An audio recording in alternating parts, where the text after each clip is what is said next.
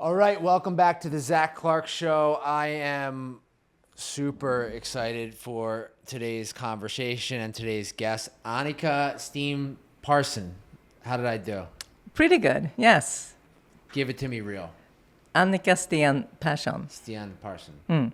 Got it. Yes. All right. Well, we practiced before, and I was not confident in my ability, but I know how to ask for help today, so that's the good thing about this. Before we get into your background, I'm going to start with an icebreaker. Your high so far today and your low so far today. Oh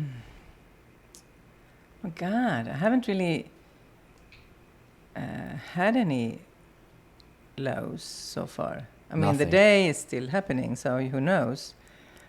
Being in New York is for me actually creates a lot of highs. Amazing. Yes, the conversations like this, or the city and everything here, with all its imperfections, is just the love story for me. So no lows for today. Okay, we'll take it. I got plenty of lows. I can share some of mine with you, but that's a story for another day. So Annika is the founding partner and executive chair of the Inner Foundation. That's what you're doing now currently, but your career has been incredible. You've worked for many organizations on as a C-level suite executive or C-suite executive, and you did an amazing stint at the Seleni Institute on the Upper East Side here in Manhattan, where you were dealing with it's a nonprofit that basically provides clinical. Can you tell me about that? Mm-hmm. It's a nonprofit organization who works with what called perinatal mood and anxiety disorder. So vulnerable women in the city who need support during everything from infertility, depression and anxiety during pregnancy, postpartum depression, those kind of questions. So it's a clinic, yes, and advocacy work around that.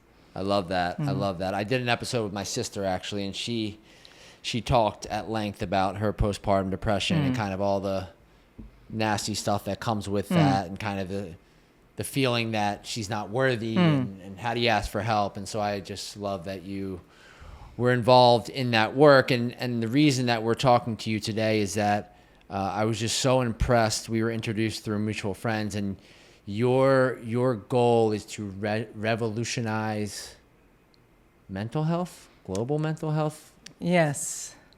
You can say that. I become very passionate, actually, in relationship to my work here in the city at Seleni, to see firsthand what the lack of mental health support can do to people. And so that one thing led to another, and I'm very focused on sort of the age group of emerging adults between 18 to 30-ish, and to really doing my work in order to support this target group in whatever way possible through investing in entrepreneurs that are doing the actual work. Yes. And so the Inner Foundation, what you told me is that you've committed over the next 20 years to invest, donate, you view them the same, $100 million towards this ultimate goal of yours, which is just, I mean, incredible. We need about 1,000 more of you, because we're staring down a pretty big problem here. The loneliness epidemic, the opioid epidemic, and with the emerging adults. You shared some wild statistics with me. Can we revisit those? Is it 1.8? It's on the planet is 1.8 billion emerging adults, and the overrepresentation in this age group of mental health struggles is very severe. And for us, it's also it's not about not being sick, right? It's actually about the right to thrive. So I think that's so important for us, that we are sort of recognizing both part of that, and not just talking about sort of coming up to the minimum level of living. It's about the untapped potential of having 8.8 billion people to actually thrive in this important part of their life. And we need this group of young people who's supposed to do what needs to be done on this planet.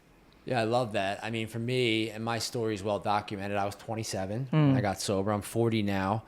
And when I was thrown into a treatment center for the first time, thrive was not in my vocabulary. I thought I was going there to be able to just stay alive, and that I was destined to this life of of misery. And I think that's something that we try to do here on this podcast, which is give people hope that you can not only overcome your mental health challenges, you cannot only overcome your substance abuse issues, but you can thrive. You can build whatever life you want. Yeah, yeah. Which I think we have this saying that we are the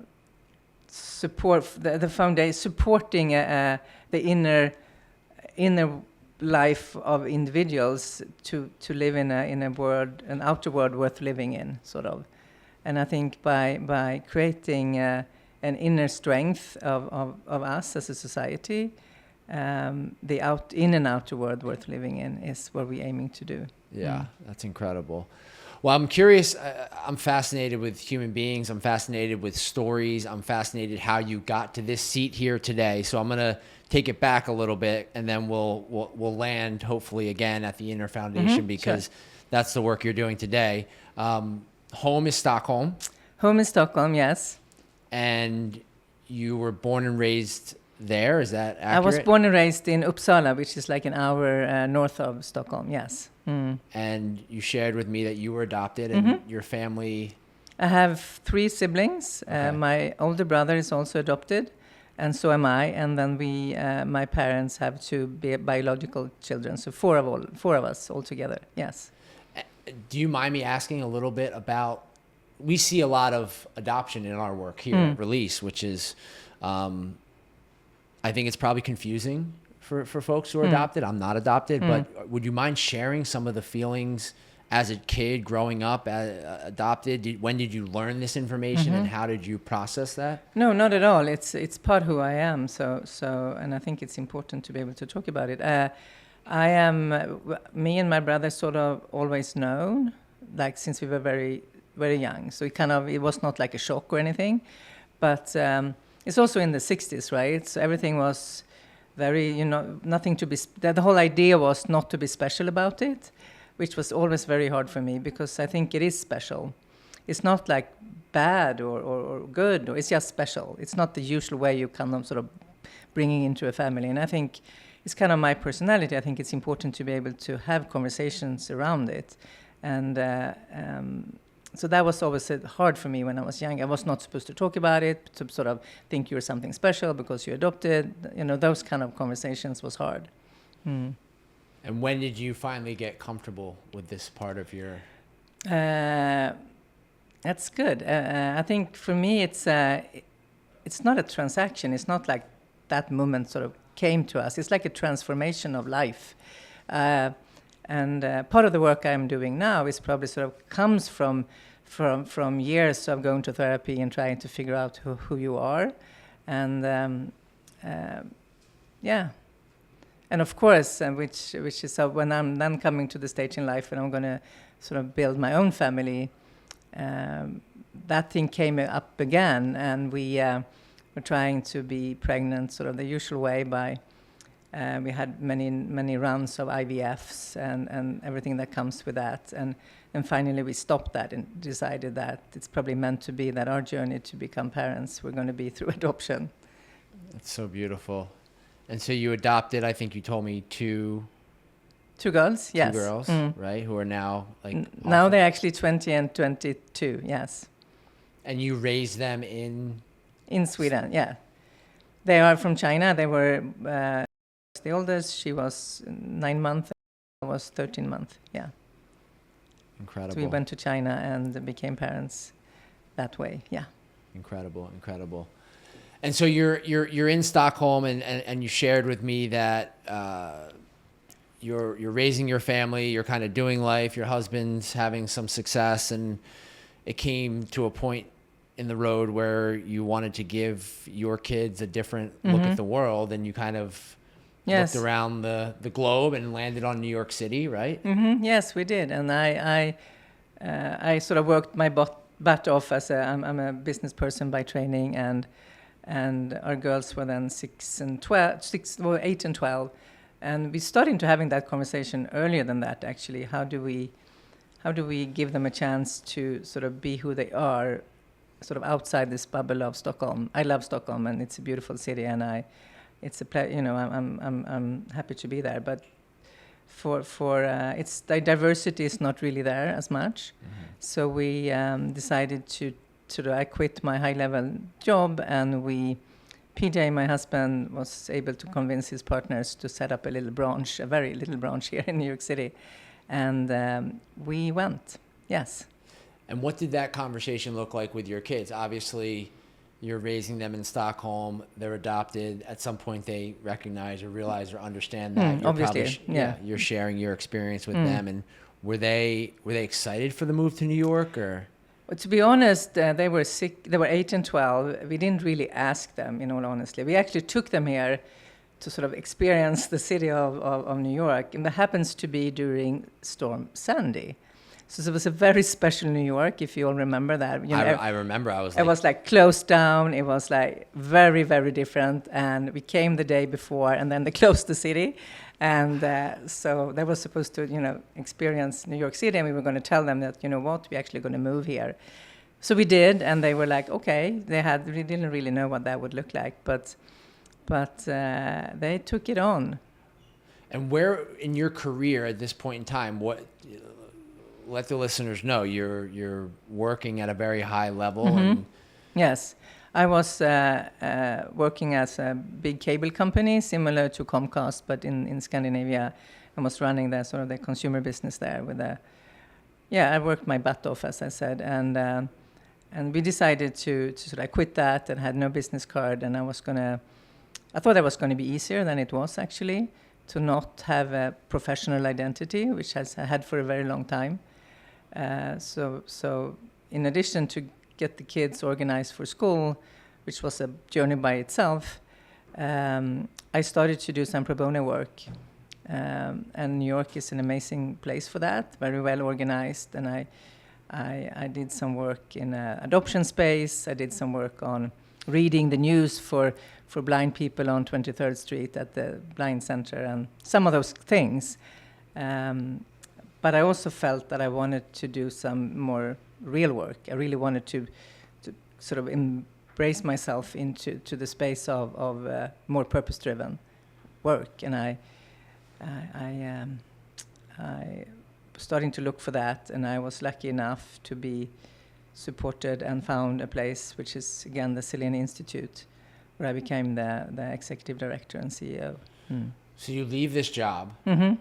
And you throw yourself into service, which is beautiful. Yeah. And you say, I'm going to show up in New York City, and I'm going to start giving back, and I'm going to see where this thing takes me. And obviously your passion today is mental health. At what point, is it when you got to Selini? Is that when you started to really identify this need? In a way, I think, again, I've been consuming the services as an individual, but also I was always interested in inner health and mental health, but not professionally at all. So when this opportunity came along and I jumped on, which I never worked in New York before. I never worked in an NGO. I never worked in mental health. So it was a lot of have never done kind of thing. But I worked as a business person for many, many years, of course, and that was primarily what they were looking for at that point. So it was such a privilege to take it on board. It was really hard. I would probably not have hired myself when I started, but I think maybe when we decided to go back to Sweden and I left. But it was those years where like the learning curve was dramatic, I must say. And you were there for 2 years? A little bit more than 2 years, yeah. Working with, what was the demographic that you guys were serving? We were primarily vulnerable women in the city, which could be from socioeconomics vulnerability, but also other, could be Afro-Americans or Latinos, and we also know that postpartum depression, for example, is overrepresented in these groups.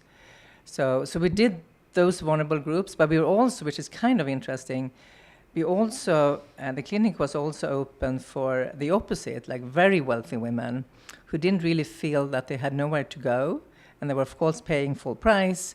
And they also find a haven at Seleni to be treated and supported, which is kind of interesting. I kind of see a little bit of the work you do similar to that there were a place where there were like 15, 18 clinicians was totally sort of focusing on perinatal mood and anxiety disorder, very, very knowledgeable and with a high level of expertise, which was kind of unusual. That was also the idea with the Seleni Institute.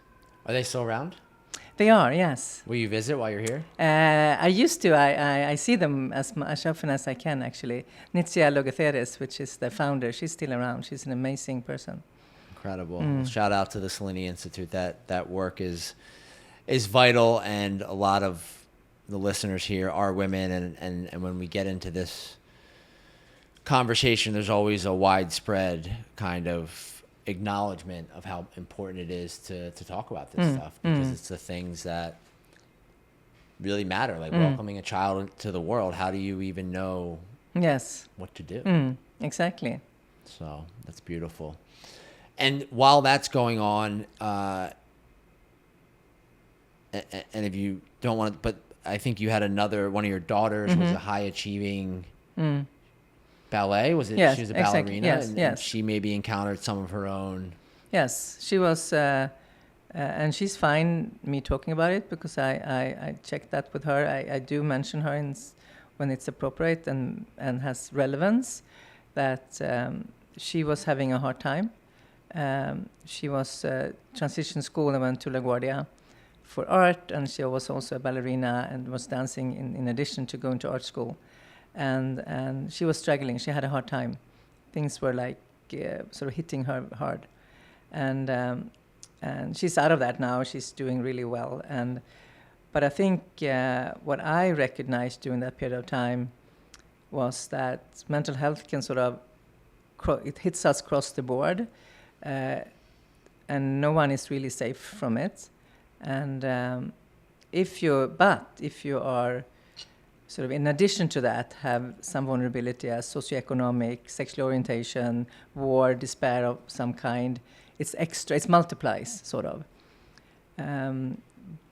But I, from a personal experience, even though we had network and resources, it was really hard to know and who to turn to and to support her. And I think that combination of the work I did at Seleni and sort of experienced this sort of firsthand in my home with my own family member, that was something that really made me think that this is not just an individual problem, it's actually a sort of a systemic issue.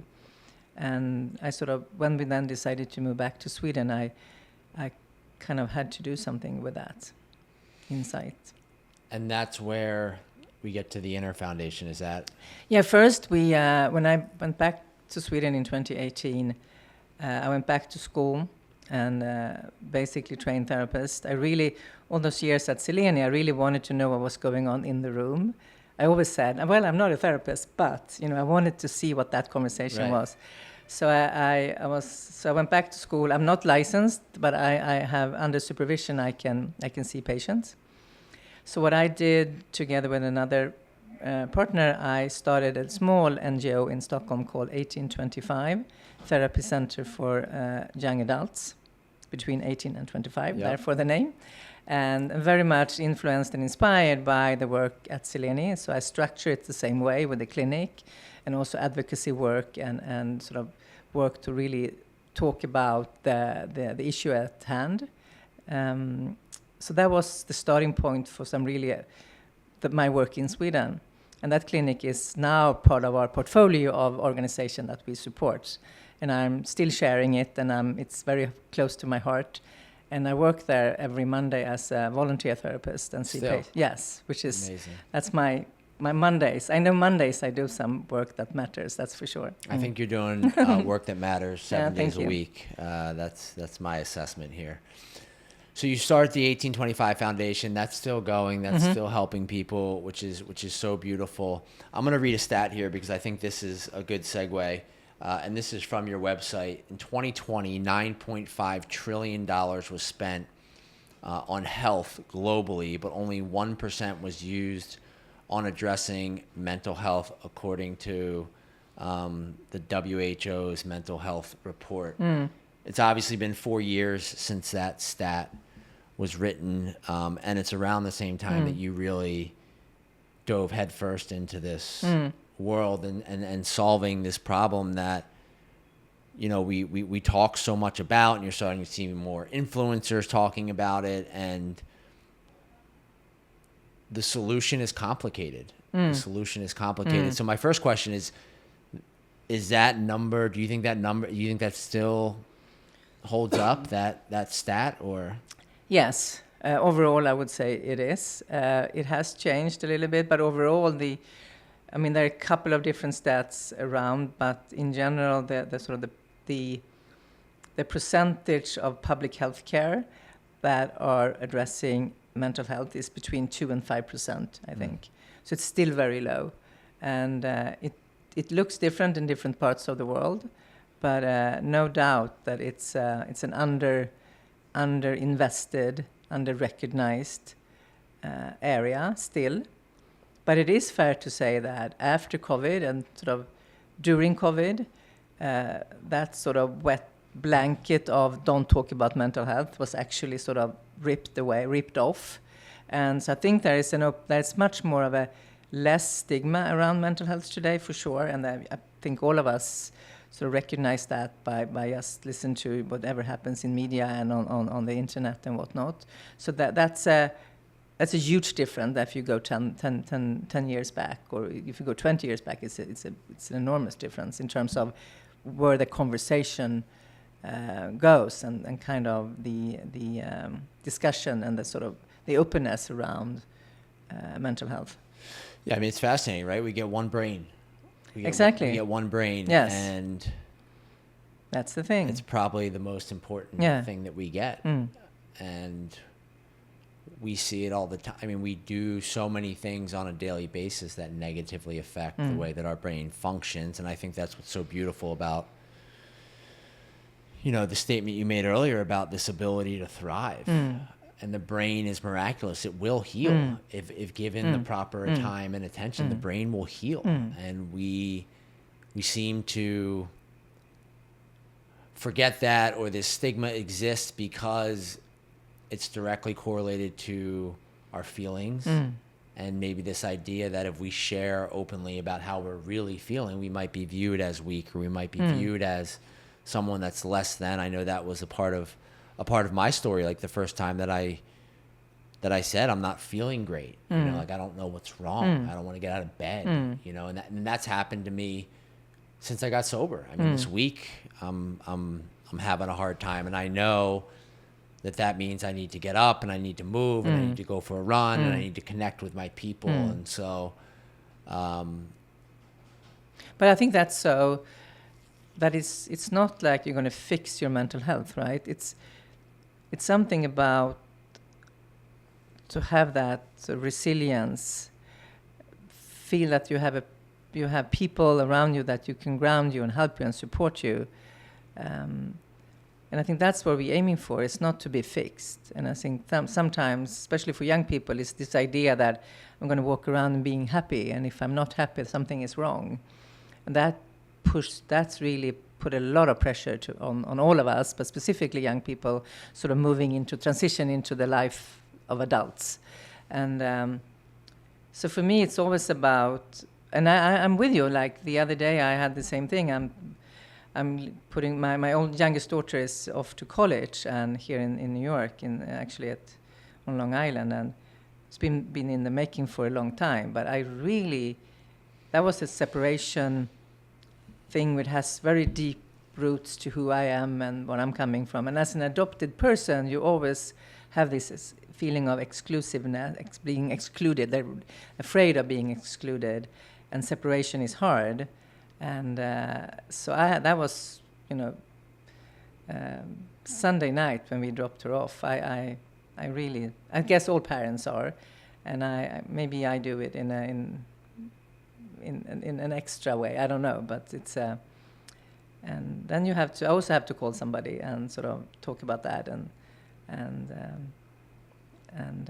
yeah. I think that's comforting for parents to hear that, because I'm sure there's a lot of this time of year. There's a lot of parents that are dropping their kids off at school, and it's another thing, right? Like, how do you deal with that? How do you cope? Who do you talk to? and I'm here to say it's okay to reach out and ask for help. It's okay to be sad. It's okay to be confused. I can tell just from the emotion I'm feeling from you here that it's something that you can't really plan for. That feeling. I know. And sort of having those things in place, enough of things in place when you're sort of going south, is to be able to recognize the feeling, maybe knowing that when there was similar thing happens in the past, you have the capacity to actually come up again, to sort of not being afraid of actually letting those hard, sort of painful feelings to take place in your body, because you have the capacity to actually work on it. I think that's, for me, is what it's all about. Sort of supporting young people with their resilience to deal with life, right, in all its ways. Yeah, and I feel like, you shared with me that you and your husband PJ had some success, and it wasn't passed down to you. You guys had to work really hard to get to where you are today at this moment in time, to be in a position to really take a passion of yours and make an impact. And for me, I always think about what's happening here in the US, in our country. I love and appreciate that you're not just focused on one area, but you're talking about the world at large. Can you talk a little bit about the work you're doing in Africa and some of the investing you're doing down there? And absolutely. So we have, you need some kind of boundaries to not trying to be everything for everyone. That becomes nothing for no one, sort of. So I need to learn that one. That's actually a good one, I think. About strategies, not just to tell what to do, but also what not to do, right? So we have some big areas, however: Europe, North America, and Sub-Saharan Africa. And because I do some work, I'm involved in an organization who's doing a lot of work in Africa. So that was the leading, why we also wanted to include that in our investment sort of region. But I also think now, 2 years down the line, that seeing work in sort of global south and in global north, and see that it's certainly not just about sort of having global north initiative going to Africa. It's a lot about the other way around, because which I think is really interesting. So one of the organization that I'm a proud board member in, called Strong Minds, and the founder and CEO, Sean, he was in my advisory board at Seleni when I worked at Seleni Institute. So I got to know him there. And then back in 2018, I was traveling to Uganda and I asked, can I come and see your work at firsthand? So I went there and I saw the work, which was in the slum in Kampala, under a tree or under a porch, doing some amazing work with a method called interpersonal psychotherapy in a group setting. And countries like Uganda is one of the most community-based countries on the planet, which is the opposite from the global north.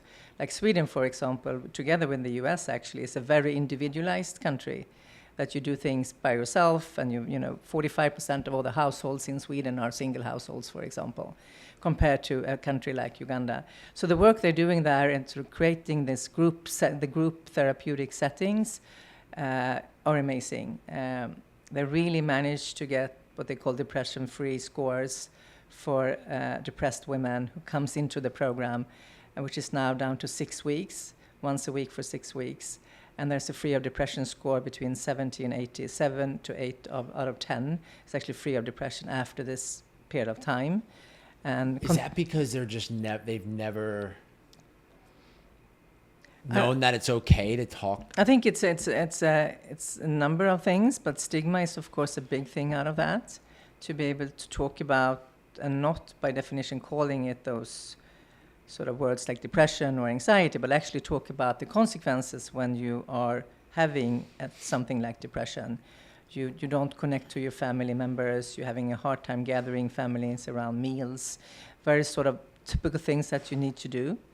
And the consequences are, of course, devastating.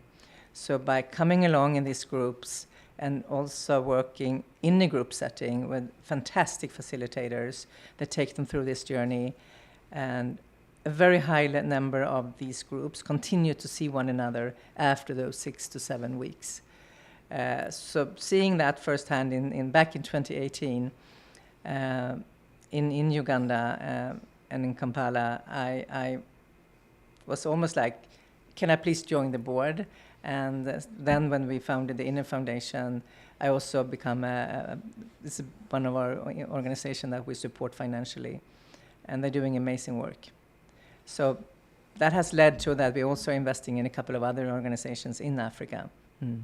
That's incredible. I spent some time there earlier this year in South Africa, and I would share with people my story, my journey, and it was very foreign to them. You know, it was very foreign to them. And so the fact that they know that therapy exists and they know that they can access some of these resources and that it's okay, regardless of where you come from, what you look like, asking for help and feeling off is okay. I think that sort of be vulnerable and ask for help.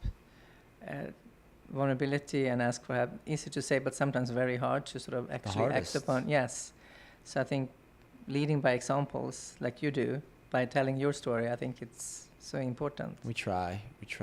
And same to you. I mean, the amount of work that you did to get to this point is astounding. And that brings me to kind of the bigger issue here, which is a question I ask myself every day, and it's something you asked me before when we were catching up, is what do we do? Like, how do we, because you're in a fortunate situation where you have some resources to be able to contribute to organizations that are doing good work. I'm in a situation where, you know, I have this platform and these followers and these people that, you know, really care about what we're doing and how we can make the world a better place. So I'm going to ask you the question, what has it been like for you trying to understand the global landscape of mental health resources, and how have you decided to support the organizations that you support?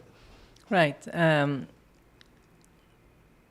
Overall, as I think I said earlier, I mean, the cost of not doing anything was too high, so I kind of had to do it, and this is opportunity with the resources that we have at hand.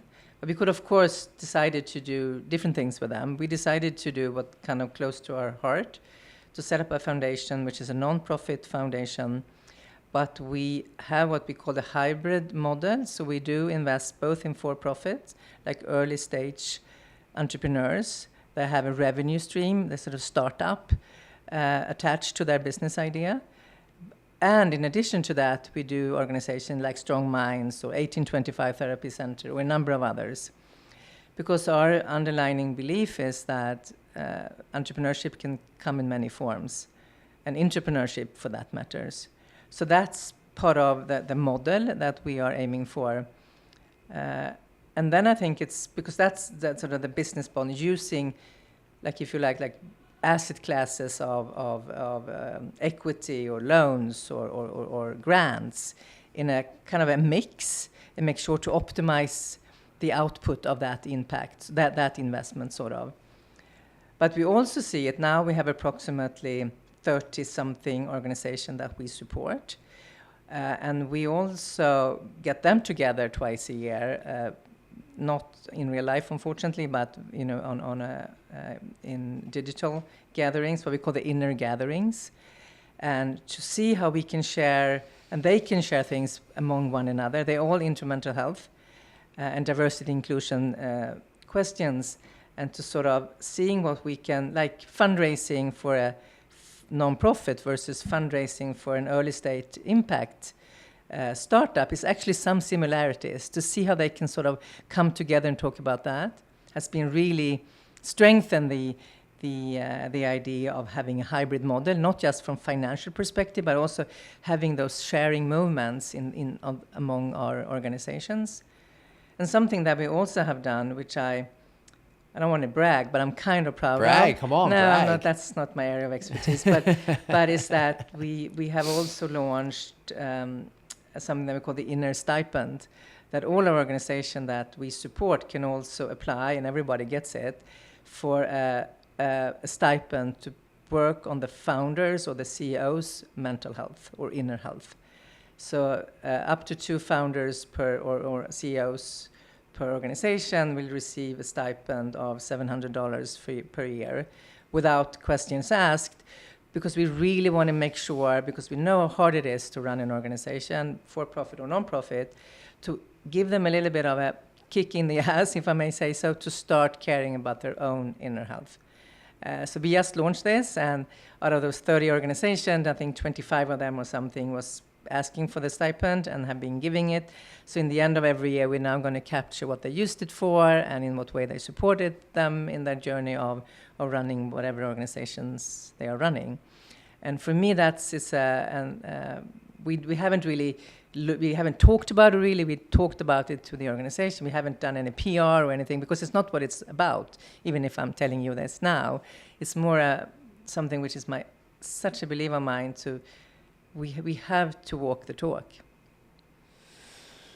That hits home for me. I mean, that hits home for me. I've been in the seat I'm in now, running our for-profit entity, Release Recovery, running our nonprofit entity, the Release Foundation.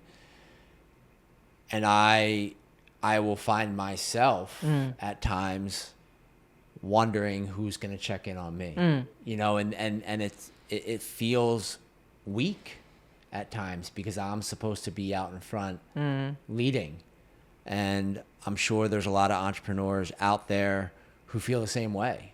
It is. You are unfortunately in a it's very common. It's overrepresentation of founders who's really are so passionate about making change happens, that are forgetting their own well-being in that journey. And so the fact that you are aware, it's all, as we know, awareness is sort of a starting of something to have something to change, but it's super important.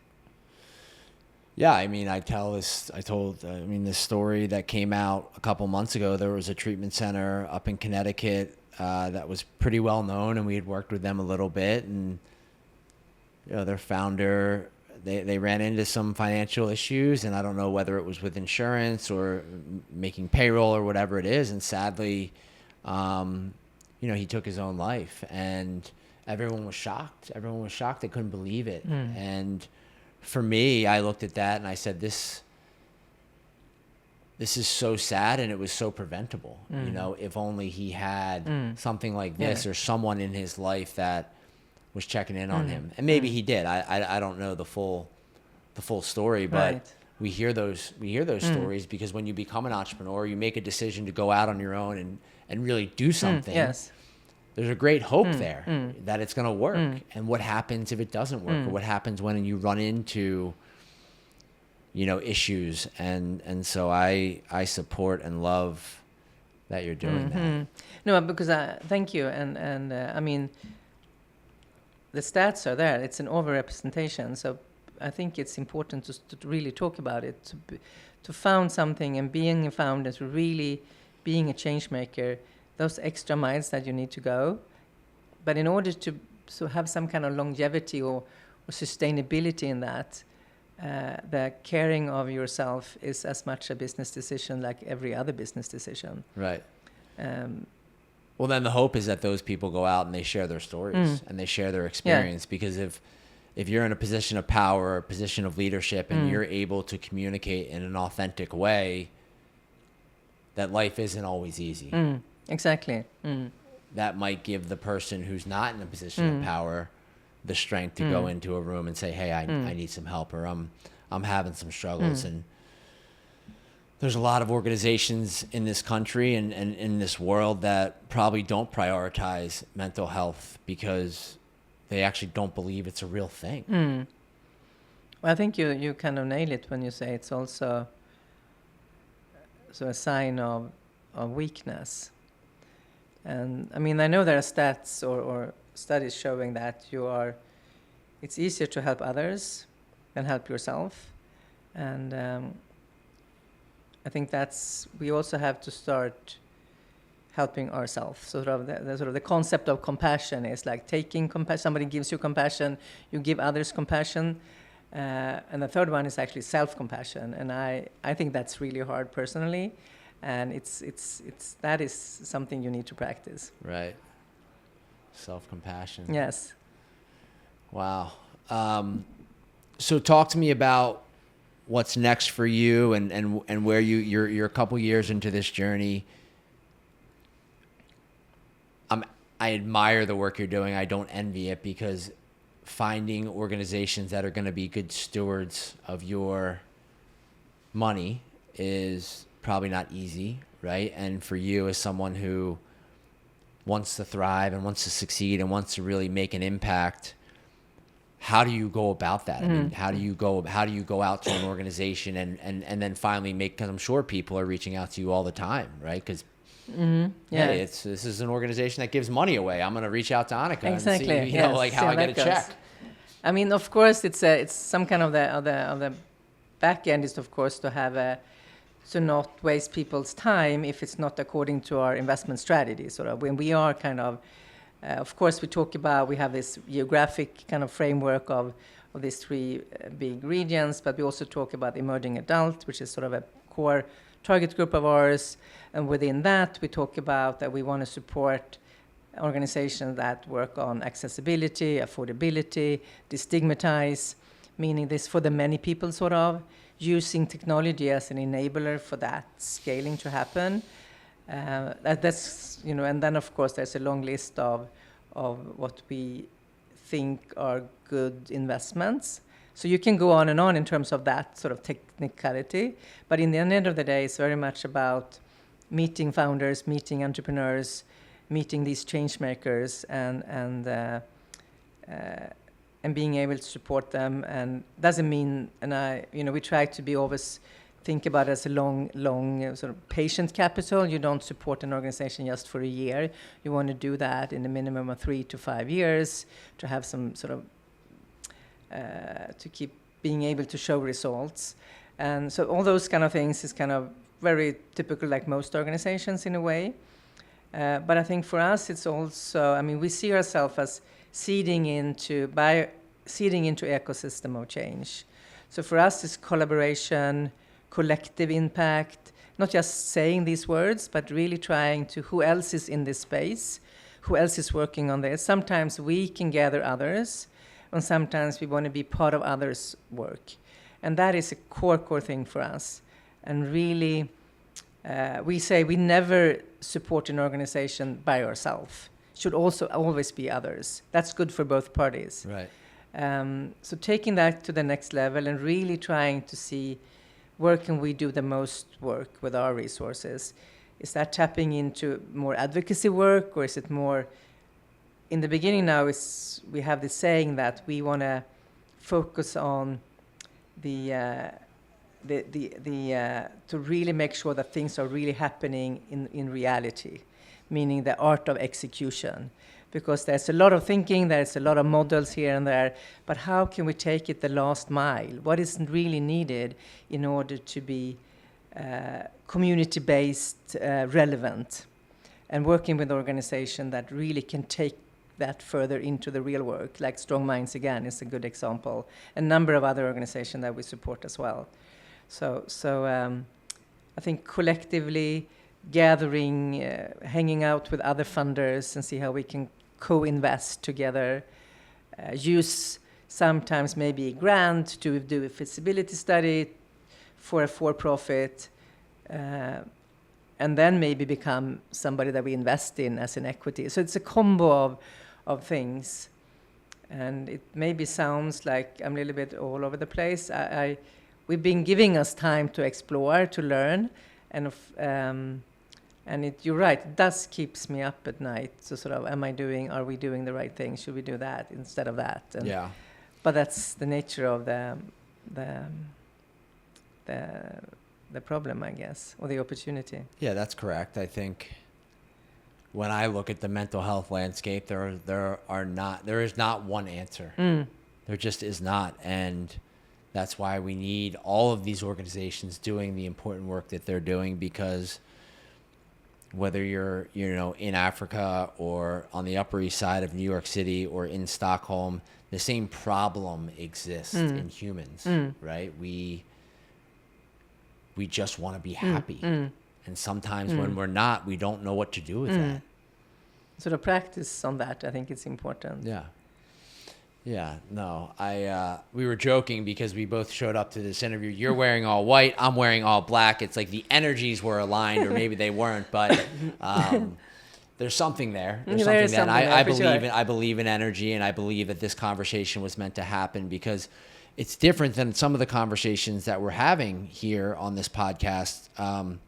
A lot of them are related to individuals who maybe are in recovery and have this story, and your story is a story of recovery. I mean, you're someone that, you know, was adopted and had to work through that and had this big career, and then took a pivot, and life kind of kept showing you what your next right answer is. Like, I mean, one of the prayers I say every night is, God, please make my next direction so clear that I can't deny it. Wow, I love that. You know, like Yes. make my next direction so clear that I can't turn my back on it. Right. And Wow. so for you, I want to close and just ask, why should there be hope? What are you seeing that gives you hope? And yeah, I mean, that's... I mean, to start with, during this last couple of years, but I've seen maybe 400-500 organizations working in the space of mental health for emerging adults. I see amazing organization. I have to, and it's not hard. It's actually not hard, but I think it has to come with some intentionality to focus on the hopes, focus on things that are possible, focusing on this amazing group of emerging adult young people that has the right, but also the energy of improving their own well-being, and also not talk to them in a way that be doing it for them, because they're very much in the making themselves. A lot of the organization that we support are actually driven by emerging adults themselves. So I think it's important to always think about the target group as part of this opportunity of support. Yeah, I mean, one of the stats that I've been sharing a lot recently as it pertains to my work is that there are 48 million people in this country, 48 million Americans that meet the criteria for a substance use disorder. Of those 48 million people, only 95% of them will never get help. And I would imagine that the stats are similar for mental health. That's a problem. However, people like you, people like myself who are having these conversations, I always say, if one person listens and they're impacted by this conversation, or one organization finds you as a result of listening to this podcast and they end up working with the Inner Foundation, then we have done our job for today. And we have kind of made the deposit of hope into the bank. And so I'm just grateful that our paths have crossed. Likewise. I'm grateful that you came in and that you had the time to sit down with me and chat. And I will tell you that I'm rooting for you. I'm in your corner, and I'm excited to see the impact that you continue to make. I am in your corner too. Thank you. Thank you. That's all for this episode, and look her up, doing amazing work, the Inner Foundation and beyond. Until next time, thanks for joining us. Thank you.